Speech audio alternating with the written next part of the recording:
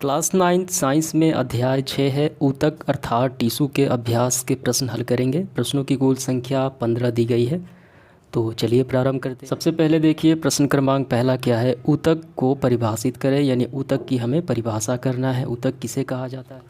ऊतक की परिभाषा हम ऐसे करेंगे, वे कोशिकाएं जो आकृति में एक समान होती हैं तथा किसी कार्य को एक साथ संपन्न करती हैं, ठीक है, तो समूह से एक ऊतक का निर्माण करती हैं। यानी एक जैसी शेप वाली, एक जैसी आकृति वाली और एक कार्य को संपादित करने वाली कोशिकाएं जब आपस में मिल जाती हैं तो वो ऊतक का निर्माण होता है, यानी ऊतक कहलाती हैं। ये पूरा आपको लिखना है परिभाषा। इसके बाद देखिए प्रश्न क्रमांक दूसरा क्या है, कितने प्रकार के तत्व मिलकर जाइलम ऊतक का निर्माण करते हैं, उनके नाम हमें बताना है। यानी जाइलम ऊतक कौन कौन से उनके अंगों से मिलकर बना होता है, ठीक है। जाइलम ऊतक जटिल स्थायी ऊतक में आते हैं और ये देखिए जाइलम ऊतक जो है 4 प्रकार के विभिन्न अंगों से मिलकर बने होते हैं। पहला है वाहिनिकाएँ या चैडिक्स, दूसरा है वाहिकाएँ, जाइलम तंतु और जाइलम मृदूतक। ये चारों आपको लिखना है। अगला प्रश्न देखिए तीसरा क्या है, पौधे में सरल ऊतक जटिल ऊतक से किस प्रकार भिन्न होते हैं? सरल ऊतक होते हैं वो 3 होते हैं, पेरेन्काइमा, कालेन्काइमा और स्क्लेरेन्काइमा। और जटिल ऊतक कौन से हैं? 2 होते हैं, जाइलम और फ्लोएम। तो ये कैसे भिन्न होते हैं ये बताना है। तो हमें ऐसे लिखना है, पौधे में सरल ऊतक जटिल ऊतक से निम्न तरीकों से भिन्न है। पहला है, देखिए कैसे, सरल ऊतक जो है एक तरह की कोशिकाओं से बना होता है, जबकि जटिल ऊतक जो है जाइलम और फ्लोएम एक से अधिक कोशिकाओं का बना होता है। ये पहला हो गया अंतर। दूसरा है, सरल ऊतक एक जैसा कार्य करता है, जबकि जटिल ऊतक एक से अधिक कार्य करता है, ठीक है। एक जैसा कार्य कौन करता है? सरल ऊतक, नाम से ही स्पष्ट है। और जटिल ऊतक एक से अधिक कार्यों को संपादित करता है। तीसरे की बात करें तो सरल ऊतक 3 प्रकार के होते हैं। अभी हमने जाना है, पेरेन्काइमा, कालेन्काइमा और स्क्लेरेन्काइमा, ठीक है।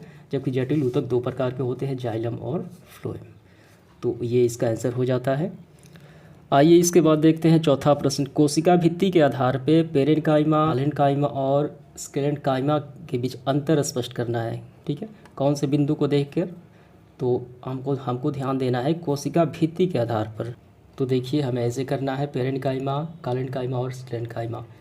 तो पहला देखिए, कोशिका भित्ति पतली होती है, वो सेलुलोज की बनी होती है पेरेन्काइमा की, और इनकी कोशिका भित्ति कोनों पर मोटी होती है, जिससे फैक्टिन नामक जो तत्व है वो जमा होता है। और तीसरा देखिए, स्क्लेरेन्काइमा में इसकी कोशिकाओं की भित्ति लिग्नट जमा होने के कारण मोटी होती है। तो पतली होती है और ये भी मोटी और ये भी मोटी। आइए देखते हैं इसको। तो यहाँ पर हम पहले देखेंगे पेरेन्काइमा, और इसका है अनुप्रस्थ सेक्शन और दूसरा है अनुदैर्ध्य सेक्शन। अनुप्रस्थ का मतलब होता है गोलाकार और अनुदैर्ध्य का मतलब होता है लंबाकार, ठीक है।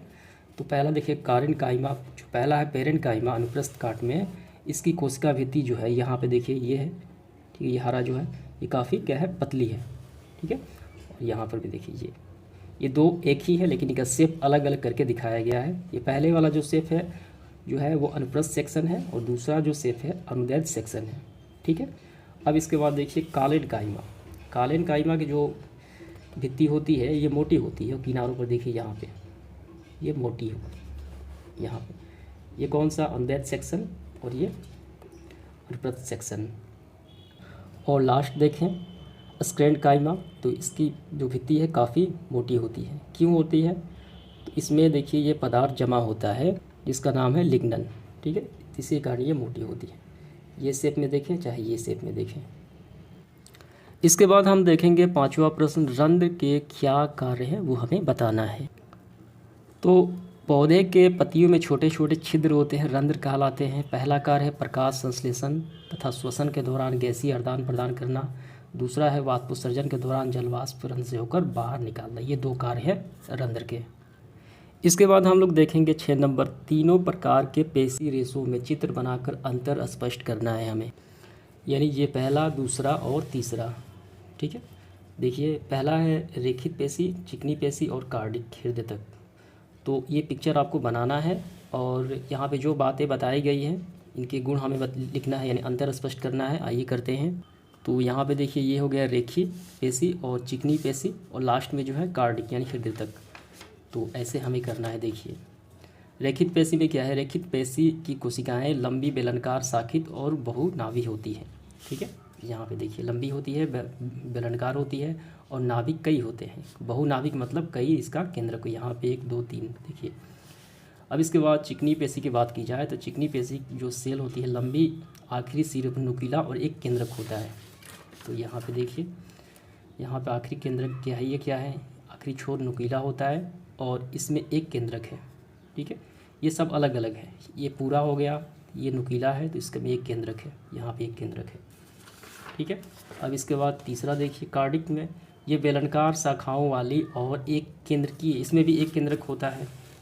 ये भी देखिए बेलनाकार है और यहाँ पे केंद्रक इसका एक है, इसका भी एक है, इसका भी एक है। ठीक है, ये सब अलग अलग है। अब इसके बाद लिखना है आपको, ये ऐच्छिक पेशी होती है, यानी ये इच्छा के अनुसार कार्य करती हैं। ये अनैच्छिक होती है, इसे हम कंट्रोल नहीं कर सकते हैं। ये भी क्या है, अनैच्छिक होती है, ये हृदय में पाई जाती है। और तीसरा है ये रेखित पेशी हड्डियों में जुड़ी होती है और ये कहाँ पाई जाती है, आहार नाल, आँख की पलक, मूत्रवाहिनी और फेफड़े में पाई जाती है। ये पेशी हृदय की दीवारों में स्थित होती है। ठीक है, तो यही इसका अंतर हो गया।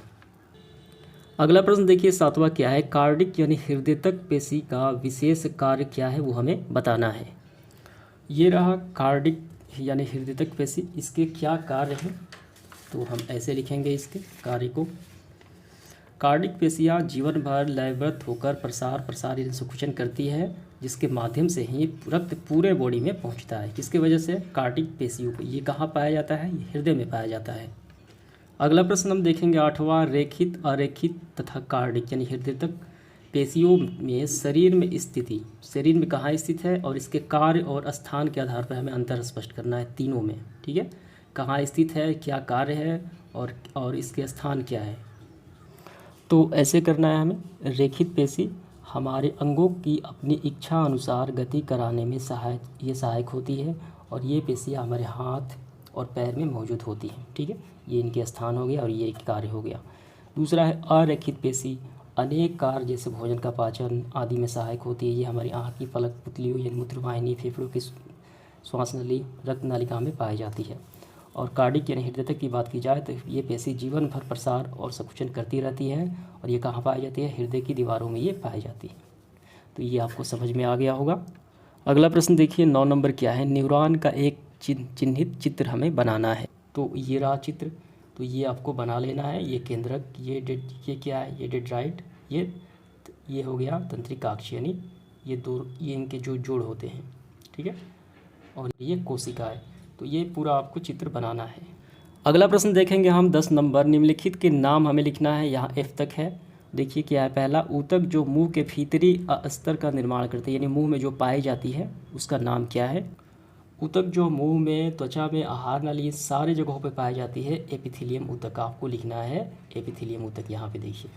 ठीक है, अगला देखेंगे बी, ऊतक जो मनुष्य में पेशियों को अस्थि से जोड़ता है वो कौन सा ऊतक है।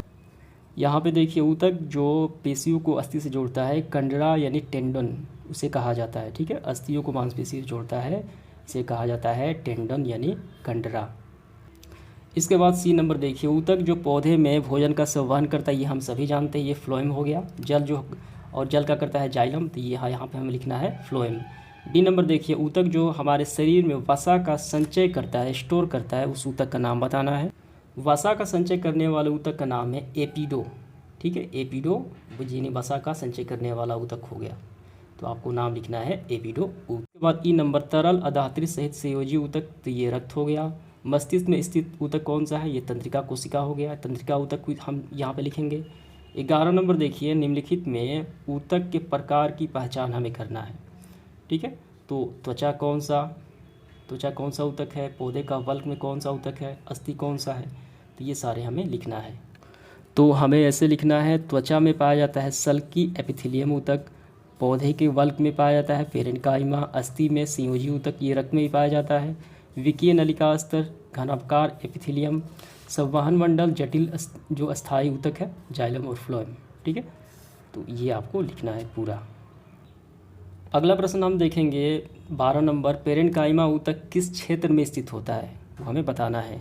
तो यहाँ पे समझिए, पहले कोशिकाओं की कुछ परतें ऊतक के आधारीय पैकिंग का निर्माण करती हैं, इसे पेरेन्काइमा ऊतक कहा जाता है। जो अस्थायी ऊतक का एक प्रकार है। पेरेन्काइमा ऊतक पत्तियों, जड़ों और तनों में पाई जाती है और कुछ पेरेन्काइमा में क्लोरोफिल भी पाया जाता है।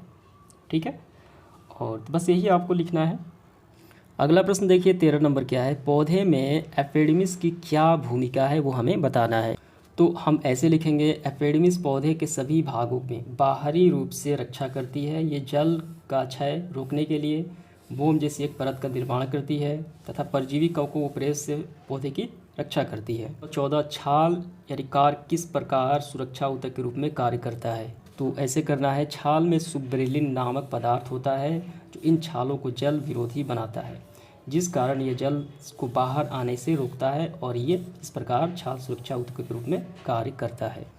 ये प्लांट को सूखने से बचाता है, ये मजबूती प्रदान करता है, बाहरी जो क्षय होता है बाहरी आघातों से ये बचाता है, सुब्रेलिन नामक पदार्थ पाया जाता है।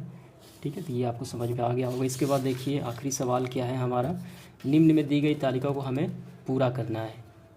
तो कैसे पूरा करेंगे हम, तो हमें यहाँ पे क्या भरना, देखिए स्थायी ऊतक, सरल और जटिल।